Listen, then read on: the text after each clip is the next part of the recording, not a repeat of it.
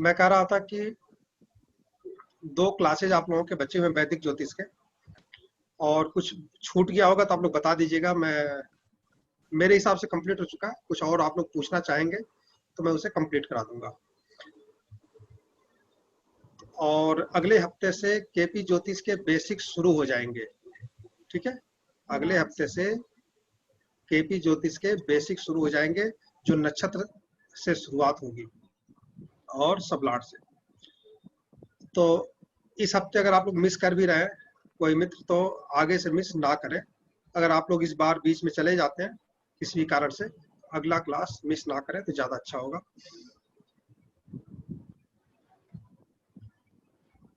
तो आज तो थोड़ी छोटी छोटी बातें बताई जाएंगी आप लोग, जो सब लोगों को पता होंगी। नहीं पता होंगी तो कोई बात नहीं।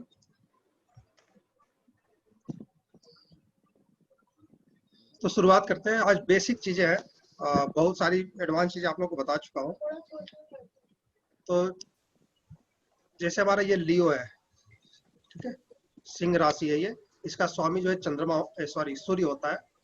और ये चंद्रमा है, इसकी राशि होती है कर्क, ठीक है। इसको कैंसर लिखा गया है, क्योंकि हिंदी में टाइपिंग में प्रॉब्लम है, तो इंग्लिश में करना पड़ता है, लेकिन मैं बोल बता दे रहा हूँ। तो चंद्रमा की जो राशि होती है कर्क राशि होती है। मंगल की जो है 2 राशि है, स्कॉर्पियो और एरीज, इसको बोलते हैं वृश्चिक राशि, और ये होता है एरीज।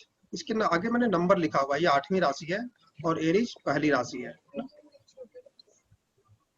ठीक है। ये मेष जो है पहली राशि होती है। मरकरी की जो 2 राशियां हैं, जेमिनी और विर्गो। जेमिनी मतलब मिथुन और कन्या। और गुरु की जो है 2 राशि है, ये 12वीं राशि इसको बोलते हैं मीन राशि, और ये है धनु राशि, ठीक है। तो 9वीं और 12वीं राशि गुरु की होती है, तीसरी और छठी राशि बुध की होती है, पहली और 8वीं राशि मंगल की, और कर्क चंद्रमा की जो है कर्क होती है, और सूर्य की जो है सिंह होती है। यहाँ हमने साइड में जो है उच्च राशि और नीच राशि जो है लिखा गया। प्रत्येक जैसे सूर्य जो है मेष राशि में उच्च का होता है, तो अपने से 7वीं राशि में वो नीच का होता है। तो तुला राशि में नीच का होता है। इसके सामने हमने नंबर भी डाल दिया है, देखिए 1 के बाद 7 आता ना, 1 से अगर काउंट करेंगे तो 7वीं राशि तुला की होती है, 7 नंबर डाल दिया है यहाँ। चंद्रमा जो है वृषभ राशि में उच्च का होता है, और वृश्चिक राशि में नीच का होता है। स्कॉर्पियो में जो है नीच का होता है। मंगल जो है मकर में जो उच्च का होता है, और कर्क में नीच का होता है। बुध जो है कन्या में जो है उच्च का मानते हैं, और मीन में जो है नीच का मानते हैं। फिर गुरु जो है कर्क में जो है उच्च का होता है, और मकर में जो है नीच का होता है। इसके बहुत सारे मायने हैं। ये किस प्रकार से प्रभाव देते हैं, इसको हम जब हम प्रेडिक्शन में आएंगे तो पढ़ेंगे कि भाव तो किसी भी भाव में बैठे हों, लेकिन उच्च नीच के होते थोड़ा सा प्रभाव चेंज होता है, बहुत ज्यादा नहीं होता, लेकिन समझेंगे उसको, उसका प्रभाव किस प्रकार से चेंज होता है। केपी ज्योतिष उच्च और नीच को नहीं मानता, ये वैदिक ज्योतिष के पार्ट है। लेकिन वैदिक ज्योतिष की जो हमारे ऋषियों ने जो चीज लिखी है, कहीं ना कहीं उसका प्रभाव होता है। तो केपी ज्योतिष में उसका प्रभाव किस प्रकार से हम समझेंगे ना, वो बताया जाएगा आपको आगे। उसके बाद आता है शनि। शनि जो मकर राशि होती है और होती है कुंभ, 10वीं और 11वीं राशि शनि की होती है। तुला राशि में जो है ये उच्च का होता है, और उससे ठीक 7वीं राशि जो है मेष राशि है, एरीज, इसमें नीच का होता है। लास्ट में आता है शुक्र, और इस ये वृषभ राशि और तुला राशि की है। पाइसेस मतलब मीन राशि में ये उच्च का होता है, और ठीक 7वीं राशि विर्गो में जो है, कन्या में जो है ये नीच का होता है, ठीक है। उसके बाद अब आते हैं ग्रहों की दृष्टियों पे। ग्रहों की ग्रहों की दृष्टियों में आते हैं, तो ग्रहों की दृष्टियां जो है, सूर्य की जो है 7वीं दृष्टि होती है, सभी प्लेनेट की 7वीं दृष्टि होती है, तो ध्यान रखिएगा। द्विपाद दृष्टि, त्रिपाद दृष्टि हम नहीं पढ़ेंगे, क्योंकि वो उसका महत्व नहीं है। ऐसे तो हम सभी भावों पे प्लेनेट देख लेगा, तो हम उसको महत्व नहीं देते। हम सिर्फ 7वीं दृष्टि को महत्व, मुख्य दृष्टियां जो होती हैं उसी को ध्यान दिया जाता है, और वही मैं आपको पढ़ाऊंगा, वही प्रेडिक्शन में भी यूज होगा। तो क्या सर, एक मिनट इंटरप्ट कर रही हूँ, क्या ये जो शनि की तीसरी दृष्टि होती है उसका इफेक्ट नहीं है ज्यादा कुछ? ऐसा तो नहीं है, मैंने तीसरी दृष्टि की नहीं बोला, द्विपाद दृष्टि त्रिपाद दृष्टि जैसे वैदिक ज्योतिष में उसका यूज नहीं करेंगे हम। ठीक है, ये पूर्ण दृष्टि मानी जाती अच्छा। है, जो मैं पढ़ाऊंगा पूर्ण दृष्टि मानी जाती है वही पढ़ाऊंगा। तो सूर्य की सातवीं, सभी प्लेनेट की सातवीं होती है, ध्यान रखिएगा, सूर्य, चंद्रमा, और बुध, शुक्र, प्लूटो, यूरेनस और नेपच्यून, इनकी सातवीं दृष्टि ही मानेंगे, और कोई दृष्टि नहीं होगी। लेकिन हम आगे जब बढ़ेंगे, मंगल, गुरु, शनि, राहु, केतु, ठीक है। तो मंगल की 3 दृष्टियां होती है, पूर्ण दृष्टि मानते हैं इसको। सातवीं दृष्टि तो सब है ही है इसकी, अलग से इसकी 2 दृष्टियां, चौथी और आठवीं। तो मंगल की 3 दृष्टि हो गई, चौथी, सातवीं और आठवीं। गुरु की जो है 3 दृष्टियां है, सातवीं पहले से हम मानते हैं कि सभी अपने से सातवीं दृष्टि पे प्रभाव डालते ही डालते हैं। इसकी 5वीं और 9वीं दृष्टि भी स्पेशल रूप से दिया गया, प्रभाव दिया गया है। शनि की तीसरी और 10वीं दृष्टि, जहां वो बैठेगा वहां से तीसरे भाव पे, उदाहरण के स्वरूप जो लोग नए हैं उनको मैं समझा देता हूँ एक चार्ट लेकर के। राहु की जो है 5वीं और 9वीं, कुछ लोग कहते हैं कि 7वीं दृष्टि भी होती है, ठीक है, राहु और केतु की हमने देखिए छोड़ रखा है। हम 7वीं दृष्टि इसलिए नहीं मानते क्योंकि राहु से ठीक सामने केतु बैठा होता है ना, तो एक दूसरे के भाई है, आमने सामने बैठते हैं, तो 7वीं पे तो वो केतु बैठा ही है, उसका प्रभाव होगा ही होगा, है ना। तो राहु केतु की 7वीं न मान करके हम 5वीं और 9वीं मानेंगे। आप 7वीं भी मान सकते हैं, कोई दिक्कत नहीं है, उससे कोई प्रभाव फर्क नहीं पड़ेगा, ठीक है। और अगर उदाहरण लेके समझाया जाए तो किसी को दिक्कत है दृष्टि समझने में, तो उदाहरण लेके समझाऊं?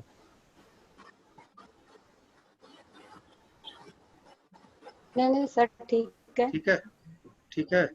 क्योंकि आप लोग थोड़ा बहुत तो ज्योतिष से आ, जुड़े हुए हैं, तो थोड़ा सा जो है, देखिए ये चीजें हम आप लोगों को नहीं पढ़ाते, जो लोग पहले से जुड़े हुए हमसे, ये हम आप लोगों को नहीं पढ़ाते। लेकिन इस बार ये जोड़ा गया है कि सूर्य को जो है पहले भाव में का कारक माना जाता है, ठीक है, दूसरे भाव का,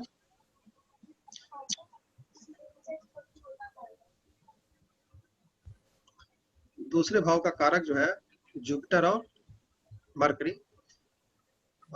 तीसरे भाव का मार्स और सैटर्न, चौथे भाव का मून और विनस, शुक्र और चंद्रमा, ठीक है। शुक्र और चंद्रमा यहाँ पर दिग्बली भी मानते हैं, बहुत बढ़िया प्रभाव माना जाता है अगर चंद्रमा और शुक्र जो है चौथे भाव में हो तो। उसी तरह से मंगल और शनि तीसरे भाव में हो तो कुंडली के लिए बहुत बढ़िया माना जाता है। गुरु और बुध अगर दूसरे भाव में हो तो बहुत बढ़िया माना जाता है। सूर्य अगर लग्न में है तो बहुत बढ़िया प्रभाव देता है। इसी प्रकार से गुरु को हम 5वें भाव को देते हैं। गुरु कई सारे भावों का जो है कारक होता है, जैसे 2, 5, 9, 11 में आप लोग को बताता हूँ ना कि छुपे तौर पे पाया जाता है गुरु में, तो उसी तरह से दूसरे का, 5वें का, 9वें का, 10वें का, 11वें का जो है कारक माना जाता है गुरु को, ठीक है। और प्लेनेट का मैं आप लोग को नहीं बताता, लेकिन उसको आप लोग नोट कर लेंगे तो आगे काम आएगा, ठीक है। का जो वीनस ये कारक होता है शुक्र, जैसे हम कहते हैं कि 7वें भाव में शुक्र जो है कारक होता है, क्योंकि विवाह का कारक जो है शुक्र है, और सप्तम भाव विवाह का भाव माना जाता है, तो सप्तम भाव का कारक जो है शुक्र है। शनि को हम अष्टम भाव का कारक मानते हैं, मृत्यु का कारक जो है, मृत्यु का भाव है, और यहाँ शनि जो है कारक बना है। शनि कहते हैं अगर अष्टम भाव में बैठ जाए तो व्यक्ति किसी भी बीमारी से लड़के वापस आ जाता है और उसकी जल्दी मृत्यु नहीं होती, ठीक है। उसी तरह से हम आगे बढ़ते हैं, ये हो गया 9th भाव, जुपिटर और सूर्य, है ना, गुरु और सूर्य जो है 9th भाव का कारक मानते हैं। सूर्य यहाँ पर पिता का कारक माना जाता है, और 9th भाव पिता का माना जाता है, इसलिए यहाँ पर सूर्य, गुरु और सूर्य कारक होते हैं। गुरु जो है का कारक भी जो है जुपिटर है, और 10th भाव का कारक यहाँ पे देखिए बहुत सारे प्लेनेट है, बुध है, सूर्य है, शनि है, और गुरु और मंगल, ठीक है। यहाँ दिग्बली माने जाते हैं, मैं वैदिक ज्योतिष का वो पार्ट नहीं लिया मैंने, हालांकि सूर्य और मंगल यहाँ दिग्बली माने जाते हैं। 12वें का स्वामी, 12वें का कारक से शुक्र को माना जाता है, कारण क्या है, 12वां भाव विलासिता का भाव है, तो यहाँ पर ये बहुत अच्छा फल देता है। अब मैंने जो कारक बताया ना वो उस भाव में होते हैं तो अच्छा फल देते हैं, इसका मतलब यही है और कोई बहुत ज्यादा इसका अर्थ नहीं है। लेकिन जब हम और गहराई में उतरेंगे, ये तो ग्रह लेवल के पार्ट है, आप लोगों को पता है कि जब नक्षत्र लेवल पर उतरेंगे तब ये सब चीजें पीछे हो जाएंगी, इसका कोई अर्थ नहीं रह जाएगा। और सब लॉर्ड लेवल जब उतरते हैं तब ये एकदम जीरो हो जाता है, इसका महत्व बहुत ज्यादा नहीं रह जाता। फिर भी एक पार्ट है ज्योतिष का, इसलिए आप लोगों को बताया गया। ये काम की चीजें हैं जो आप सब लोग जानते हैं। मारक हाउस,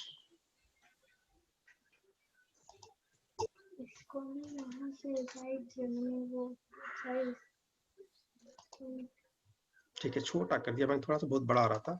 मारक हाउस, मारक हाउस में सप्तम और दूसरे भाव को मारक मानते हैं।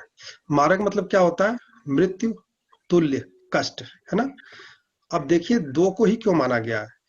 दो को इसलिए माना गया कि दुनिया में जितनी भी चीजें हैं दो के पीछे लोग ज्यादा भागते हैं। पहला भाव क्या है? दूसरा भाव क्या होता है? धन होता है, परिवार होता है ना। तो फाइनेंस का कारक जो है दूसरा भाव है, तो और परिवार है, तो प्रॉपर्टी जो भी है, चल संपत्तियां जो है, तो इसी के कारण पूरा जो है जीवन इसी के इर्द गिर्द घूमता है। मुझे पास पैसा आ जाए तो मैं सब कुछ पा सकता हूँ, दुनिया में सारे सुख पैसे से खरीदे जाते हैं, ठीक है। और सप्तम भाव क्या है? व्यापार हुआ, पत्नी का भाव है ना। ये शत्रु भाव भी मानते हैं, लेकिन यहाँ पत्नी और व्यापार है। तो इसके कारण जो है व्यक्ति जो है कष्ट झेलता है लाइफ में। अगर पत्नी ना रहे तो कष्ट खत्म, पैसे की अगर चाहत ना रहे तो भी आधा जाता कष्ट खत्म हो गया, समझिए। तो इन दोनों पीछे जब व्यक्ति पड़ता है तो मृत्यु तुल्य कष्ट पाता है। इन दोनों चीजों को हटा दिया जाए लाइफ से तो व्यक्ति सुखी हो जाता है ना।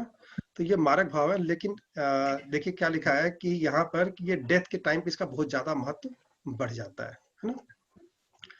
तो इसको आप जैसे मैंने समझाया से समझ सकते हैं कि दो चीजें बहुत कष्टकारी होती है लाइफ में। तो थोड़ा सा हम आगे बढ़ते हैं। मारक हाउस हो गया।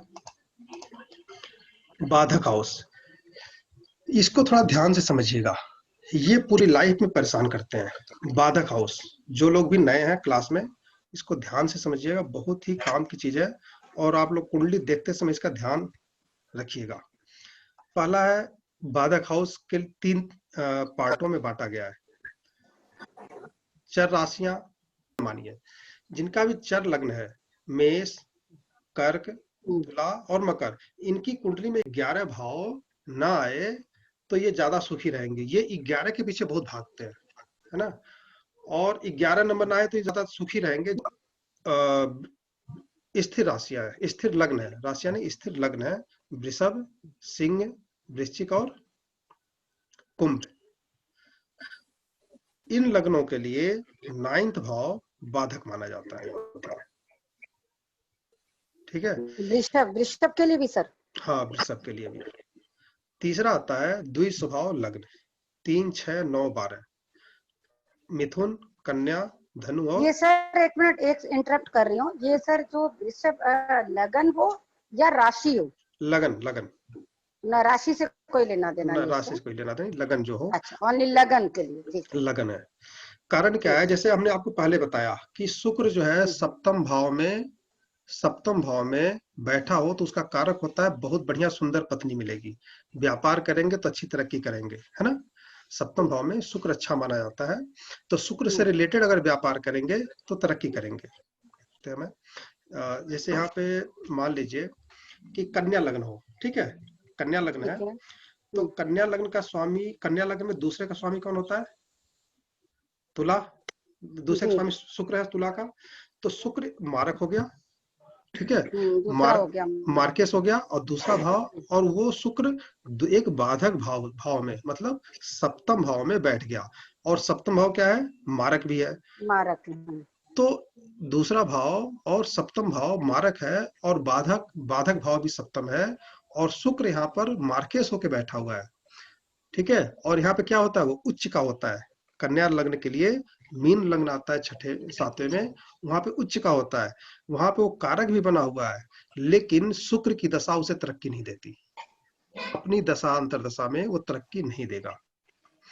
पत्नी सुंदर मिल सकती है, चांसेज है, लेकिन वो जो है जब तक उसकी दशा रहेगी तब तक वो शादी नहीं होने देगा, ठीक है, शादी नहीं होने देगा, और वो उतने टाइम पे 10-20 साल जो है अपना, वो तरक्की भी नहीं होने देता है, वो इधर उधर उलझा के रखता है। तो शुक्र की दशा कारक हम कहते हैं कि शुक्र जो है शादी का कारक है, अपनी दशा अंतर्दशा में शादी करा देता है, लेकिन यहाँ पर शुक्र शादी नहीं कराएगा, क्योंकि वो मारक बन गया और बाधक बन गया। क्योंकि वो बाधक, मारक में है। हाँ, वो कारक किस चीज का है? शादी का। और सप्तम में ही बैठ गया तो वहां पे वो रुकावट देगा।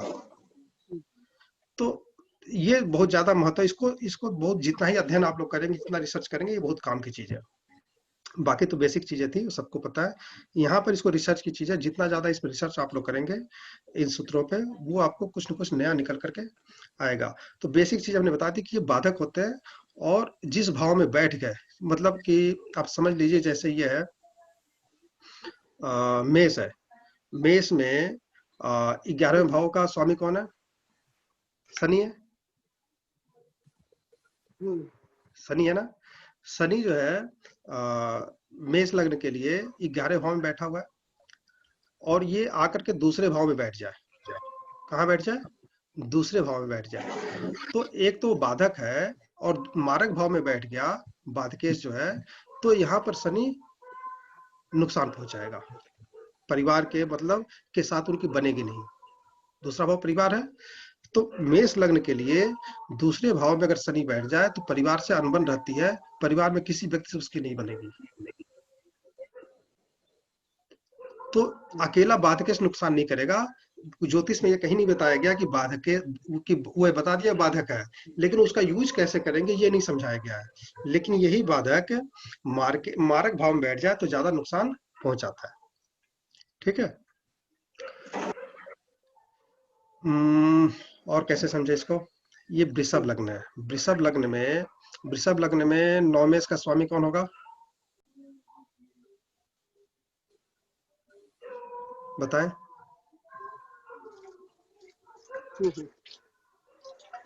मंगल होगा। मंगल होगा ना। मंगल बाधकेश है, ठीक है, वृषभ लग्न में। वो अगर ये लग्न में वो अगर आके मारक भाव में बैठ जाए, मतलब दूसरे भाव में बैठ जाए या सप्तम में बैठ जाए, तो यहाँ पर वो शादी नहीं होने देगा। बाधक है, मतलब वो क्या होता है कि जिस जिस भाव में बैठेगा, बाधक होने के कारण उस भाव के कारक तत्वों का फल देने में अवरोध पैदा करेगा। बाधक मतलब यही तो होता है, रुकावट पैदा करना। रुकावट है। वो जिस भाव में बैठेगा, उस भाव के कारक तत्वों का में रुकावट पैदा करेगा, उनका फल वो नहीं लेने देगा अपनी दशांतर दशा में। सर इसमें तो शनि होगा। कैसे? मकर राशि आएगी ना? मकर आएगी वृषभ सर में। सेकंड, हाँ ठीक है, चलिए। सेकंड अगर हाँ, लग्नेश हाँ, है तो हाँ, वहां ठीक तक है, तो 10 ही हो जाएगा ना? हाँ ठीक है, शनि आएगा, सॉरी, शनि आएगा। तो शनि अगर यहाँ पे बैठ जाए सप्तम भाव में, तो निश्चित रूप से शनि की दशा चल रही है तो शादी नहीं होगी पूरे शनि दशा में। अगर अंतरदशा भी, पूरे अंतरदशा में शादी नहीं होगी। तो ये एक छोटी सी चीज है, लेकिन अगर वृषभ लग्न है, आपने देख लिया, और शनि की दशा या अंतरदशा चल रही है, तो आप कह देंगे पूरी शनि की दशा में शादी नहीं होगी, है ना, क्योंकि उस कारक, उस भाव के प्रभाव को लेने में वो रुकावट पैदा करेगा। शनि तो ऐसे ही भी सप्तम में बैठ जाए तो शादी में रुकावट करता है, और वृषभ लग्न हो तो ज्यादा रुकावट करेगा, है ना। उसी तरह सिंह लग्न को आप समझ सकते हैं कि बाधकेश नवमेश है, तो वो जो है अगर सप्तम में बैठ जाए तो रुकावट करेगा, दूसरे में बैठ जाए तो फाइनेंस में रुकावट करेगा, उसके पास पैसा टिकेगा ही नहीं, है ना। दूसरा भाव फाइनेंस का कारक है, परिवार का कारक है, परिवार से तो बनेगा ही बनेगा नहीं, पैसा भी नहीं टिकेगा। और जिस व्यक्ति के पास पैसा नहीं है, न माता पिता पूछते हैं, है ना, न पत्नी पूछती है, न भाई पूछते हैं, तो परिवार से अनबन ऐसे ही हो जाएगा। तो बाधक बाधक केस जो है, जिस भाव में बैठेंगे उस भाव के फल को लेने में दिक्कत करेंगे। इसको आप इस तरह समझे, बस अभी बेसिक चीजों। तो इस बाधक भाव को आप समझेंगे और फिर लग्न के हिसाब से इसको सोचेंगे, तो आपको कुछ ना कुछ चीजें समझ में आएंगी। जब चार्ट के हिसाब से आप देखेंगे ना, तो इसके बाधक के हिसाब से इसको ही समझे ना, कि लाइफ में पूरी लाइफ समस्या देता है ये। वृषभ लग्न हो, सिंह लग्न हो, वृश्चिक लग्न हो, कुंभ लग्न हो, तो 9th भाव का स्वामी मतलब शनि पूरी लाइफ बाधा देता ही देता है। अब पूरी लाइफ बाधा देता है, उसकी पावर कब आती है? उसकी पावर आती है अपनी दशा और अंतरदशा में, है ना, तब वो ज्यादा दिक्कत देगा, है ना। सर एक चीज पूछना चाहूंगी, जैसे वृश्चिक लगन है, उसमें 9th भाव हमारा बाधक भाव होगा, अब 9th भाव में आपके 3 ग्रह आके बैठ गए, गुरु भी, सूर्य भी, बुध भी, तो वो तीनों क्या उसके लिए बाधक होंगे? निश्चित रूप से होंगे, निश्चित रूप से होंगे, लेकिन ज्यादा समस्या कौन देगा? उसका स्वामी, 9th का स्वामी शनि। 8 के लिए क्या आएगा? 8 9 10 8 में 11 कारक 12, होगा 1 2 3 चंद्र, 4, हाँ कर्क होगा। तो यहाँ पे क्योंकि यहाँ पे यहाँ चंद्र नीच का भी हो गया और हाँ, यहाँ चंद्रमा बाधक देगा। यहाँ पे बाधकेश जो है चंद्रमा बना, ये ज्यादा जो है नुकसान पहुंचाएगा। ठीक। सर हाँ। एक क्वेश्चन और है मेरा ना, हम्म। तो जैसे 11 नंबर लगन के लिए वीनस हुआ बाधक, 9th हाउस में उसकी हाँ राशि आएगी ना, हाँ, ठीक है। है ना? तो बट ये इसके लिए वो भी है, कहना चाहिए त्रिकोण और केंद्र का स्वामी होके अच्छा ग्रह भी है। यहाँ पर वीनस जो है त्रिकोण का स्वामी, त्रिकोण तो सबके लिए हो गया। नहीं, त्रिकोण और केंद्र का 2 का स्वामी है ना, ये योगा कारक हो गया इसके लिए। हाँ, 2 का स्वामी हो गया, ठीक है। हाँ, तो ये क्या, ये भी बाधा मतलब देगा या कम देगा बाधा? निश्चित रूप से बाधक जो है बनेगा ही। अगर हमारे ऋषि मुनियों ने बताया कि बाधक है ये, तो इसमें कोई दो राय नहीं है कि बाधकेश है तो निश्चित रूप से बाधा बनेगा, खास करके मकान के लिए, वाहन के लिए दिक्कतें देगा ये। जिस चीज का कारक है उसका तो रहेगा ही रहेगा। यहाँ वीनस जो है पत्नी का कारक है, और कारक तो है ये सप्तम का हो, और साथ साथ वो है मकान वाहन का कारक हो गया चतुर्थ होने के कारण, और 9वें से भाग्य का कारक है। तो अपने जो कारक है उसका प्रभाव तो रोक ही देगा ये। अपनी दशा में उसका प्रभाव शून्य सा हो जाएगा। मतलब आप कहेंगे शुक्र की दशा चल रही शादी हो जाएगी, तो नहीं होगी। आप ये कहेंगे उस शुक्र की दशा चल रही है मकान हो जाएगा, तो कहीं न कहीं से बाधा तो निश्चित रूप से आएगी।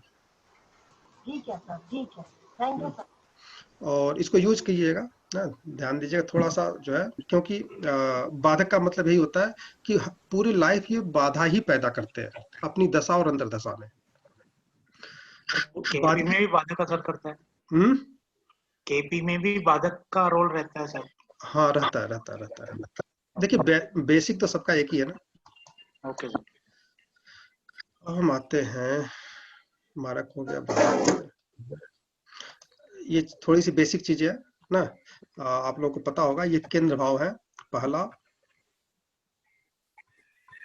चौथा, 7वां और 8वां। हम पूरे केपी में हम 2 चीजों का यूज करेंगे, त्रिकोण और केंद्र।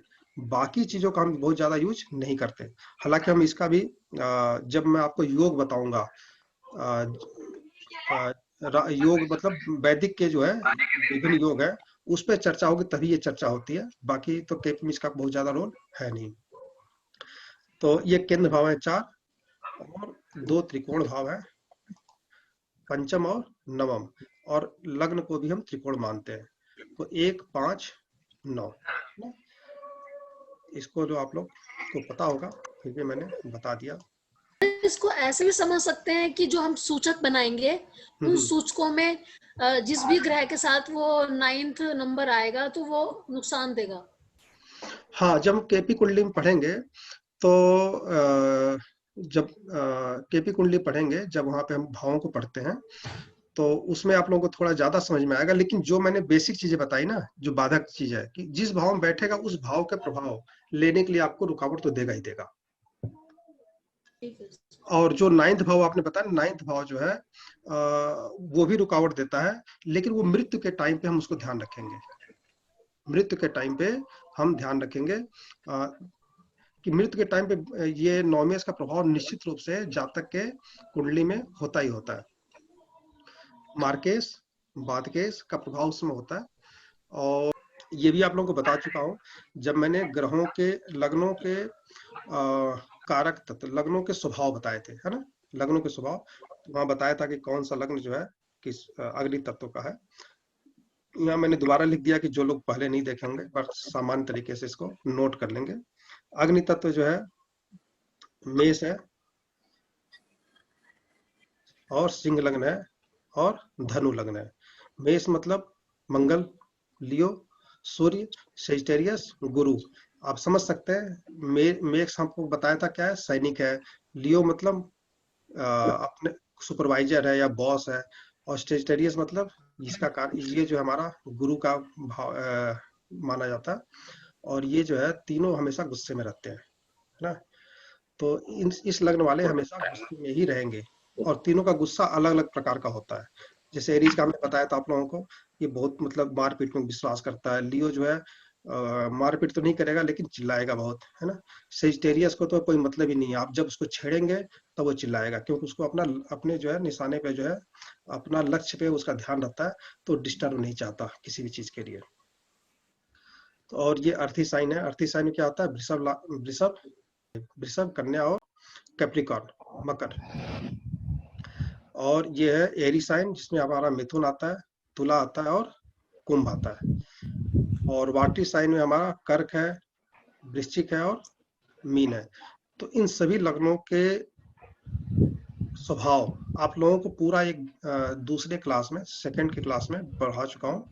आप लोग अगर नहीं पढ़े होंगे, पिछला क्लास नहीं लिए होंगे जो लोग, तो YouTube पे इसको मैं डाउनलोड करूंगा, 1-2-3 मिनट टाइम मिलेगा तो, और उसको भी देख लीजिएगा। बेसिक जितनी भी फ्री क्लासेज हैं सब जो YouTube पे डाल दूंगा, क्योंकि बड़े बड़े क्लासेज हैं, 1 घंटे, सवा घंटे, 1.5 घंटे भी हो जाते हैं, और ये फोटो कार्ड थोड़ा सा बड़े भी हो जाते हैं। तो इसको आप लोग एक बार वहां से देख लीजिएगा YouTube से, 1-1 घंटे का होगा या ज्यादा का होगा तो ही देख लीजिएगा। और क्योंकि जब तक आपको लग्नों के स्वभाव पता नहीं रहेगा तब तक आप प्रेडिक्शन नहीं कर पाएंगे, है ना। तो स्वभाव का बहुत ज्यादा महत्व है। और लग्न के बाद हम बढ़ते हैं, ये भी आप लोगों को बता चुका हूं, है ना। चर प्रकृति, स्थिर प्रकृति और द्वि स्वभाव, है ना। तो एरीज है, कैंसर है, लिब्रा है और कैप्रिकॉर्न है। ये जो है मूवेबल होते हैं, जैसे कि मेष, कर्क, तुला और मकर, ठीक है। ये जो है चर प्रकृति के होते हैं। वृषभ, सिंह, वृश्चिक और कुंभ, ये जो है स्थिर प्रकृति के है। बाकी बच गए मिथुन, कन्या, धनु और मीन, ये जो है द्वि स्वभाव के होते हैं। तो एक साथ मैंने आप लोगों को जब बताया था ग्रहों लग्नों के बारे में, तो ये चर्चा हुई थी, उसी में साथ साथ बताते गया था। इसको आप लोग कर लीजिएगा। फिर हम आगे बढ़ते हैं मेल और फीमेल, है ना। तो Aries, Gemini, Leo, Sagittarius, Libra, Aquarius जो है इसको जो हम मेल मानते हैं, और Taurus, Cancer, Virgo, Scorpio, Capricorn और पाइसेस को फीमेल मानते हैं, है ना। अब यहाँ पे क्या दिया, the male sign are dominating, active and aggressive. तो जितने मेल साइन है ना, मेल साइन मतलब एरीज, जेमिनी, लियो, सेजिटेरियस, इसमें मतलब मेष, मिथुन, सिंह, है ना, और ये धनु, और ये तुला, और ये क्या है ना, कुंभ। ये क्या होता है कि एक दूसरे डोमिनेटिंग मतलब क्या होता है, पुरुष प्रकृति है, तो ये अपने आप को हमेशा अपने आप ऊंचा रखने का प्रयास करते हैं और दूसरे को नीचा दिखाने का प्रयास करते हैं, है ना। और ये हमेशा एक्टिव ही रहते हैं, है ना, आलसी नहीं रहेंगे। और मेल फीमेल साइन हो गया, और लगभग यही जो है बेसिक चीजें थी। थोड़ी सी कल के लिए मैं थोड़ा सा कंप्लीट कर दूं, तो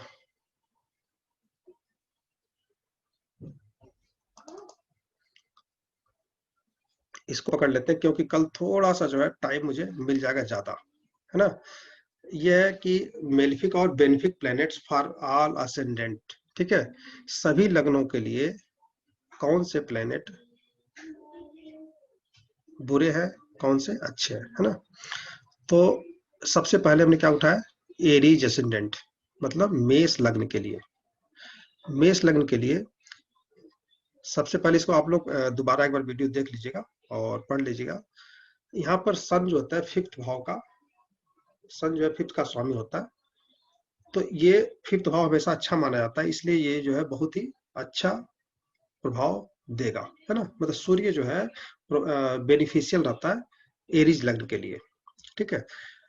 मून जो है यहाँ पर 4th का स्वामी है, ठीक है, केंद्र का स्वामी है, ये यहाँ पर अच्छा प्रभाव देता है।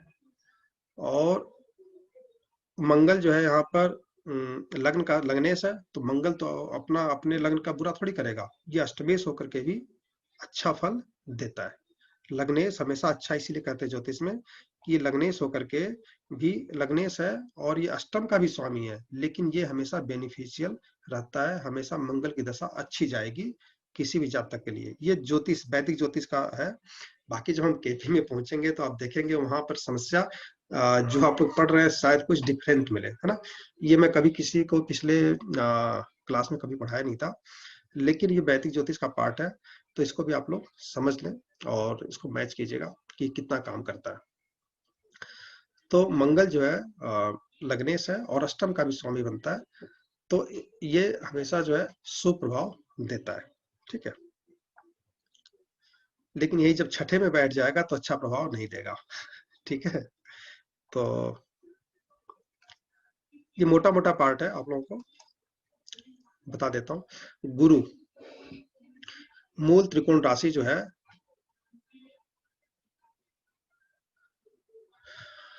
यहाँ पर जो है 9वें का स्वामी है गुरु और 12वें का स्वामी है ना। तो मेष लग्न में गुरु 9वें का स्वामी है, इसलिए इसको हम अच्छा मानते हैं, शुभ मानते हैं, ठीक है। शनि यहाँ पर 10-11 का स्वामी है। शनि जो है यहाँ पर 10-11 का स्वामी होने के कारण थोड़ा सा, जैसे हम आपको पता है, बाधक है यहाँ पे ना, 11वें का स्वामी होकर के, तो थोड़ा सा इसको बुरा माना गया। लेकिन केपी ज्योतिष में इसको बुरा नहीं मानते, है ना। केपी ज्योतिष में इसको हम बुरा नहीं मानते, और लेकिन यहाँ पर वैदिक ज्योतिष में इसको बुरा माना गया। हालांकि 10वां भाव के बिना कुछ भी नहीं है, 11 भाव का कुछ भी नहीं है, लेकिन यहाँ पर ये बुरा माना गया वैदिक ज्योतिष में। केपी में हम आएंगे तो इसको बुरा नहीं मानेंगे, और उसका प्रभाव हम आगे चल के देखेंगे किस प्रकार से पड़ता है। वीनस यहाँ पर क्या है, 7वें का स्वामी है और दूसरे का स्वामी है, तो ये मारक है, तो यहाँ पर ये नुकसान पहुंचाता है और इसको हम बुरा माना गया है। तो मेष लग्न के लिए शुक्र को बुरा माना गया है, ठीक है। एक को हम और पकड़ लेते हैं, कन्या वृषभ को, ठीक है। यहाँ पर सन को हम पहले लेते हैं। वृषभ लग्न में सन जो है बेनिफिक मानते हैं, मतलब ये चौथे का स्वामी है ना, चौथे का स्वामी होकर के ये हमेशा अच्छा फल देना चाहिए। लेकिन यहाँ क्या लिखा है, sun is benefic being lord of the, और सेज पराशरा ने इसे क्या माना है, बेनिफिक माना है, बुरा माना है। लेकिन वृषभ लग्न के लिए चौथे का स्वामी होकर के सन बुरा कैसे होगा, ये हमारी समझ में नहीं आया, लेकिन वैदिक ज्योतिष के अनुसार इसे मेलिफिक माना है। इसे आप लोग देख लीजिएगा किस प्रकार से यूज करेंगे। मेरा मानना है कि जब चौथा 4 भाव आता है तो मकान हमें लेना है तो मकान मिलेगा ही मिलेगा, है ना। वाहन लेना है तो वाहन मिलेगा ही मिलेगा। लेकिन ये मेलिफिक कैसे होगा, ये सेज पराशरा ने कहा कि ये सूर्य जो है यहाँ पर बुरा है, ठीक है। और चंद्रमा, चंद्रमा जो है यहाँ पर 2, 3, 4 तीसरे का स्वामी है, ठीक है। तो तीसरे का स्वामी होकर के यहाँ पर अच्छा फल देगा। तीसरे का स्वामी होकर के चंद्रमा यहाँ पर अच्छा फल देगा। और मंगल जो है 7वें और 12वें का स्वामी है, ठीक है। 7, 12 हाउस इज द मार्का house and malefic for the ascendant, ठीक है। तो मंगल यहाँ पर वृषभ लग्न के लिए बुरा हो जाता है 7वें और 12वें का स्वामी होने के कारण, ठीक है। मारक है और एक 12वें भाव का स्वामी है, इसलिए। बुध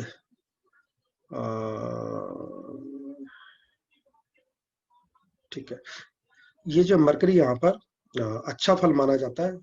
हालांकि शत्रु है एक दूसरे के, है ना। शत्रु मित्र आप लोगों को हमने इसलिए नहीं पढ़ाया कि वैदिक ज्योतिष में इसका यूज तो है, लेकिन केपी में इसका बहुत ज्यादा यूज है नहीं, है ना।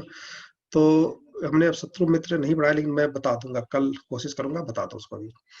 तो मरकरी जो है शुक्र का जो है बुध शुक्र का शत्रुता मानते हैं आपस में, और लेकिन यहाँ पर ये अच्छा फल देता है। ठीक है, क्योंकि ये त्रिकोण का स्वामी है।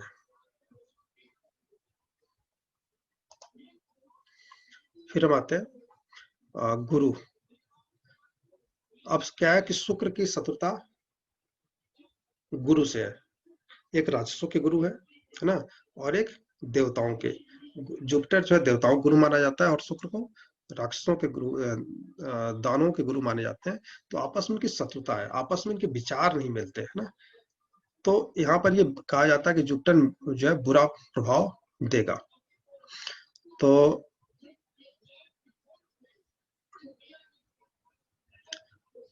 यहाँ बुरा प्रभाव माना भी इन्होंने भी है। और फिर जो है शनि, शनि जो है योग कारक माना गया है। शनि जो है यहाँ पर योग कारक माना गया, क्योंकि यहाँ पर ये 9वें का स्वामी होगा और 10वें का स्वामी होगा। ठीक है, तो 9th और 10th का स्वामी होने के कारण इसको अच्छा मानते हैं। हालांकि यहाँ पे लिखा गया है कि बाधक हाउस है ना, बाधक हाउस है 9th का स्वामी होने के कारण, लेकिन यहाँ पर योग कारक इसे माना गया है। और लास्ट में बचा हमारा वीनस, शुक्र। शुक्र लग्नेश है, तो लग्नेश कभी बुरा नहीं होता, अपने लग्न का कभी बुरा नहीं करता। ठीक है, Venus is also malefic itself for the ascendant because मूल त्रिकोण sign falls in 6th house। ठीक है, इन्होंने 6th हाउस में पढ़ने के कारण इसे बुरा माना है। लेकिन मेरा ये मानना लग्नेश जो है अगर पहले और छठे का भी स्वामी है तो बुरा प्रभाव नहीं देगा। वैदिक ज्योतिष में भी लिखा गया, लेकिन केपी में हमने इसको प्रैक्टिस में देखा है कि लग्नेश 6 भाव में बैठ करके थोड़ी बहुत हेल्थ समस्या देता है, लेकिन और भी मतलब नौकरी भी तो कारक माने जाते हैं, तो नौकरी में कोई समस्या नहीं देता। इन्होंने बुरा क्यों माना आप समझिए। वीनस को बुरा इसलिए माना गया है कि ये वीनस कारक है शादी का, है ना, पत्नी का और पति का। तो ये 1-6 बताएगा तो शादी में समस्या देगा, है ना। तो शुक्र ही अगर शादी में समस्या देने लगे तो शादी कौन कराएगा ना। समस्या यहाँ पे आ गई कि शुक्र ही अगर 1-6 बताएगा तो शादी में समस्या देगा। इसका जो कारक है वीनस का, शादी की पत्नी का कारक है, विवाह का कारक है, तो विवाह में ये नुकसान पहुंचाता है। यहाँ पर ये मेलफिक हो जाता है। सिर्फ शादी के लिए इसको ध्यान रखेगा, क्योंकि वैदिक ज्योतिष में समस्या क्या है ना, सब कुछ तो बता दिया गया है, लेकिन कारण क्या है, वो किसके लिए नुकसान पहुंचाएगा ना, ये नहीं बताया गया। तो यहाँ पर मेलफिक का मतलब हुआ कि ये सिर्फ पत्नी के लिए, विवाह के लिए, वीनस इन दोनों चीजों का कारक है ना। और हमारे क्या विलासता के लिए, अब विलासता जब व्यक्ति की शादी होती नहीं होती है, विलासता क्या करेगा, तो वहां पर जो है ये समस्या देगा वीनस।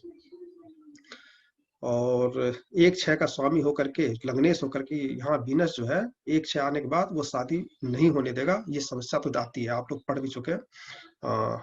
तो यहाँ पर वीनस यहाँ पर बुरा प्रभाव देगा, इसलिए शादी के लिए समझे इसको। नौकरी में नौकरी दिला देगा ना, नौकरी में कोई समस्या नहीं है, तो शादी में समस्या देगा, तलाक करवा देगा ये, है ना। शादी भी कराएगा, शादी नहीं होने देगा, और शादी हो गई तो तलाक भी कराने के होने के चांसेस बढ़ जाते हैं। तो ये शुक्र जो है यहाँ पर नुकसान देगा। और बाकी के 8 जो है 2 हो गए। ठीक है, बाकी के 10 जो है हम कल पढ़ेंगे, और कुछ पूछना हो तो पूछें। बहुत तो है, देखिए ये वैदिक ज्योतिष है। वैदिक ज्योतिष आप लोगों को मैं बहुत ज्यादा पढ़ाता भी नहीं हूँ, क्योंकि मैं लग्न कुंडली देखता ही नहीं। आप लोगों को जब पढ़ते हो आप लोग ना, मैंने कभी लग्न कुंडली नहीं देखता, मैं तो सिर्फ चार्ट देखता हूँ। कौन सा, केपी नक्षत्र चार्ट, दशा चार्ट। आजकल जैसे ऐप के द्वारा कर रहा हूँ ना, तो 5 मिनट में मुझे जवाब देना होता है। तो पहले तो आता है हेलो, तो डिटेल मांगते मांगते 2 मिनट बीत जाते हैं कुंडली बनाते बनाते, और 3 मिनट में कुंडली देखना भी है और प्रिडिक्शन भी देना है, तब तक फोन कट जाता है। तो हमें बस 3 मिनट में क्या लग्न कुंडली देखने लगे तो फिर तो हो गया काम, है ना। कौन बाधक है, कौन मारक है, फिर काम हो गया, फिर तो छुट्टी, फिर तो जवाब नहीं दे पाऊंगा। सिर्फ क्या दशा देखा, नक्षत्र चार्ट देखा, जवाब दे दिया, ओके। और यही आप लोगों को सिखाता भी हूँ, अगर आप लोग परफेक्ट बनना है तो लग्न कुंडली पे ध्यान मत दीजिए। ये जो बाधक है, मारक है, बेनिफिशियल जो भी है, मैं आपको बता तो रहा हूँ, लेकिन मैं बाद में कहता हूँ कि कुछ मत ध्यान दीजिए, इसकी जरूरत भी नहीं है। अब शायद आप लोगों को बाद में इसकी जरूरत भी ना पड़े, हालांकि नोट करना हो तो नोट कर लीजिएगा, इसकी जरूरत पड़ती नहीं आगे, है ना। जो लोग भी आगे तो सिर्फ बढ़े, दशा दशा और नक्षत्र चार्ट को देखें आगे के बस बिल्कुल मैं तो खोलता हूँ दशा चार्ट, किसकी दशा चल रही है, नंबर्स चेक करो। 1 शादी पूछा, 2 7 11 देखा है ना।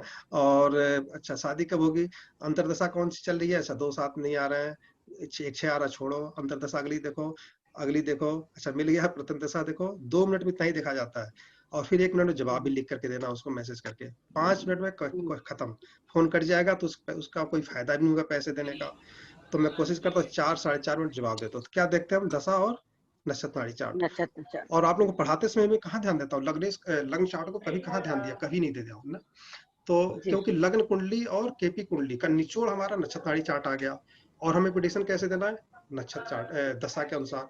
तो प्लेनेट दशा के अनुसार फल देगा, और लग्न कुंडली और केपी चार्ट का नक्षत्र निचोड़ कहाँ गया, नक्षत्र चार्ट में आ गया। तो हमें फिर क्या देखना, दशा के अनुसार फल देगा चार्ट, और फल कैसे मिलेगा, नक्षत्र नाड़ी चार्ट सूचक बताएगा। के हिसाब से। हाँ, नक्षत्र नाड़ी चार्ट बताएगा, हमें बस वही देखना है। बाकी बाकी चीजें तो पीछे गौड़ हो जाएंगी, इसकी जरूरत नहीं पड़ेंगी, है ना। लेकिन क्या कि वैदिक का पार्ट है, तो मैं सोचा कि मतलब कि आज बचा हुआ था तो इसको बता देता हूँ। ये वाला भी जरूरत शायद नहीं है, लेकिन मैं बता देता हूँ आप लोगों को, कल हो जाएगा। कुछ थोड़ा बहुत बचेगा, शत्रु मित्र जो है ना वो भी बता दूंगा। हालांकि शत्रुता मित्रता भी काम नहीं आता है ना, वो पंचधाम मैत्री चक्र आता है एक, उसके हिसाब से देखो, वो बेकार की चीज है, उसका कोई यूज नहीं है ना। प्रैक्टिकल में उसका कोई यूज नहीं है। बस इतना ही है कि प्लेनेट उच्च का है, ठीक है, प्लेनेट उच्च का है, और वो 2 7 11 दिखा रहा है, तो उसकी पावर बढ़ जाती है ना। तो पावर बढ़ जाने से वो अगर 2 7 दिखा रहा है, 11 नहीं भी तो अपना फल दे देगा, है ना। और अगर वो क्या नाम है, नीच का है, तो वहां को क्या होता है, कमजोर सा हो जाता है, आलसी सा हो जाता है, उतनी उसकी एनर्जी नहीं रह जाती, तो फल देने में थोड़ा लेट करेगा, है ना। नहीं भी दे सकता जब तक उसको पूर्ण पावर ना मिले भावों का, जिस भाव के बारे में जिसके लिए हम देख रहे हैं कुंडली। मान ली 2 7 11 पूरा नहीं है और नीच राशि में मंगल बैठा है, तो शायद फल ना दे जब तक पूरा उसको 2 7 11 ना मिले। बस इतना ही है। अगर उसमें 1 6 और 2 7 आ गया, तो वो बुरा फल और अच्छा फल दोनों उसमें आ गया, तो शायद उसका फल देने में लेट कर जाए। बस इतना ही अंतर, कोई बहुत ज्यादा फर्क इसका नहीं पड़ता, उच्च का नीच का। और आपने ये भी देखा होगा, उच्च नीच को मैं अगर गहराई से समझाऊं ना, तो कई क्लासेस बीत जाएंगे, है ना। कई क्लास लेने पड़ जाएंगे। एक मंगल को समझाया जाए मतलब किस आधार पे उच्च और नीच का प्रभाव नहीं होता। जैसे मान लीजिए कि मंगल जो है सेकंड भाव में बैठा हुआ है, ठीक है। नहीं, मंगल उच्च का है, उच्च किस में होता है, मकर में होता है। धनु लग्न है, धनु लग्न है, और मंगल जो है सेकंड में बैठा हुआ है। तो सेकंड में बैठा है, तो ये मालिक हो जाए 10 11 12 1, 10 11 12 1, पंचम का स्वामी होगा, है ना। तो 5 और 2 2 5 का स्वामी है। लेकिन यही मंगल जिसके भी नक्षत्र में हो, अगर वो स्वामी जिसके भी नक्षत्र में हो, अगर अष्टम में बैठ जाए या 12वें में बैठ जाए, है ना, और सब लाट जो है 6 8 12 हो जाए, तो यही मंगल जो है उच्च का होकर करके बुरा हो जाएगा। मतलब उच्च का हो गया तो उसके अंदर जो क्षमता आएगी, निगेटिविटी आएगी 6 8 12 की, वो बहुत ताकतवर, मतलब पूर्ण शक्ति से उस पावर को देगा, मतलब अपने निगेटिविटी को भी अच्छे से निभाएगा, है ना। क्योंकि उनका क्षमता जो है वो पूरी है, उच्च का है। तो अगर उसके अंदर निगेटिविटी है तो निगेटिव फल को भी बहुत अच्छे से देगा। लेकिन वही नीच का हो गया, है ना, कर्क लग्न का आ गया, तो वो 6 8 12 का जो फल है, बुरा फल, वो नहीं दे पाएगा। बस अंतर इतना ही है। लेकिन हम केपी चार्ट में हम देखते भाई कि बुरा फल दिखा रहा है तो बुरा होगा ही, लेकिन कई बार होता भी नहीं है ना। बहुत लोगों के चार्ट में आपने देखा होगा कि बहुत ज्यादा बुरा फल नहीं हुआ, लेकिन वही उच्च का अगर मंगल है और बुरा फल दिखा रहा है तो ज्यादा बुरा हो जाएगा, होगा ही होगा। बस इतना आप इसको समझ सकते हैं। इसी तरह सभी प्लेनेट का आप समझ सकते हैं। जैसे मान लीजिए शुक्र हमने बताया आपको, शुक्र बताया क्या, उच्च का था सप्तम भाव में। तो उच्च का होने के बाद भी वो अच्छा फल नहीं देता। मतलब वहां बाधक हो गया, मारक हो गया, तो निश्चित रूप से उच्च का होकर के शादी बिल्कुल ही नहीं होने देगा वहां पे, है ना। और वैवाहिक सुख बिल्कुल भी नहीं होने देगा। जो भी सुख मिला है, मतलब विलासिता का सुख है, वैवाहिक सुख है, कोई आप पार्टनरशिप भी करते हैं, बिजनेस करते हैं, तो उसको नहीं होने देगा अपनी दशांतर दशा में। तो ये इसका प्रभाव है उच्च और नीच का। बाकी बहुत ज्यादा इसका अर्थ नहीं है। और जहां तक आपको जवाब देना है तो आप 2 मिनट में जवाब देना, तो आपको इतना ही ध्यान रखना है कि भाव बता रहे हैं नहीं बता रहे, बस उससे ज्यादा आपको ध्यान नहीं रखना। तो वृषभ लग्न का बता दिया आप लोगों को। इसके बाद से कल जो है मिथुन से शुरू करेंगे। और एक और रह गया एस्पेक्ट। एस्पेक्ट देखेंगे तो हालांकि केपी ज्योति बहुत ज्यादा जरूरत नहीं है, फिर भी मैं आप लोगों को बता दूंगा। ठीक है। अच्छा, कोई प्रश्न पूछ रहा था और चले गए।